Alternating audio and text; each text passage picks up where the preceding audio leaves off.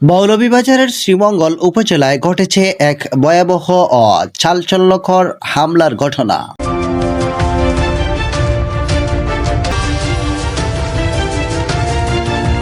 শাপলাবাগ আবাসিক এলাকায় এক শ্রমিক নেতাকে মরিচের গুঁড়ো ছুঁড়ে কুপিয়ে গুরুতর জখম করা হয়। এ ঘটনায় পুরো এলাকায় চরম উত্তেজনা ও আতঙ্ক ছড়িয়ে পড়ে।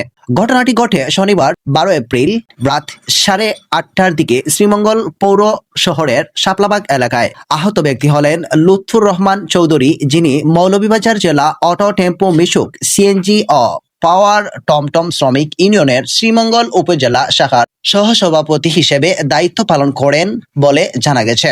স্থানীয় সূত্রে জানা যায়, পূর্ব বিরোধের জেরে একদল ব্যক্তি তার উপর হামলা চালায়। প্রথমে তারা তার চোখে মরিচের গুঁড়ো ছুঁড়ে মারে, এরপর শুরু হয় মারধর।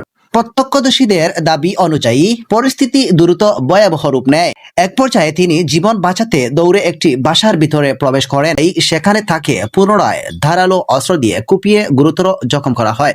এ সময় তার ডান হাত মারাত্মকভাবে ক্ষতিগ্রস্ত হয়। ঘটনার পর স্থানীয়রা দ্রুত তাকে উদ্ধার করে শ্রীমঙ্গল উপজেলার স্বাস্থ্য কমপ্লেক্সে নিয়ে যান। পরে অবস্থার অবনতি হলে তাকে মৌলভীবাজার সদর হাসপাতালে পাঠানো হয়। এরপর উন্নত চিকিৎসার জন্য তাকে Sylhet MC Usmani medical college হাসপাতালে হস্তান্তর করা হয়। বর্তমানে তার শারীরিক অবস্থা আশঙ্কাজনক বলে চিকিৎসা সূত্রে জানা গেছে। ঘটনার খবর ছড়িয়ে পড়ার পর শ্রীমঙ্গল শহরে ব্যাপক উত্তেজনা ছড়িয়ে পড়ে। শ্রমিক সংগঠনের নেতাকর্মী ও স্থানীয় বাসিন্দারা ঘটনার প্রতিবাদে রাস্তায় নেমে আসেন। রাত 10টার দিকে তারা শ্রীমঙ্গল শহরে হবিগঞ্জ রোড এলাকায় ঢাকা সিলেট মহাসড়ক অবরোধ করেন। এ সময় সড়কে যান চলাচল কিছু সময়ের জন্য সম্পূর্ণ বন্ধ হয়ে যায় এবং এলাকায় অচল অবস্থা সৃষ্টি হয়। বিক্ষোভকারীরা দ্রুত হামলাকারীদের গ্রেফতার ও দৃষ্টান্তমূলক শাস্তির দাবি জানান। তাদের দাবি, এমন ভয়াবহ হামলা কোনোভাবেই মেনে নেওয়া যায় না। পরবর্তীতে স্থানীয় ব্যবসায়ী ও জনপ্রতিনিধিদের মধ্যস্থতায় এবং প্রশাসনের হস্তক্ষেপ পরিস্থিতি নিয়ন্ত্রণে আসে। ধীরে ধীরে অবরোধ প্রত্যাহার করা হলে যান চলাচল স্বাভাবিক হয়।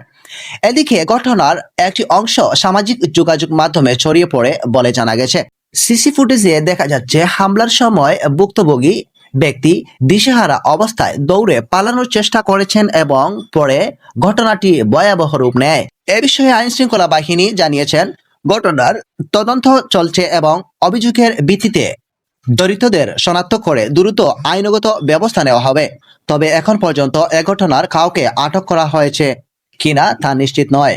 বর্তমানে পুরো এলাকায় পরিস্থিতি নিয়ন্ত্রণে রয়েছে, তবে সাধারণ মানুষের মধ্যে এখনো আতঙ্ক ও উদ্বেগ বিরাজ করছে। অনেকে বলছেন, দ্রুত হামলাকারীদের শনাক্ত করে আইনের আওতায় আনা জরুরি। এখন সকলের দৃষ্টি প্রশাসনের তদন্তের দিকে।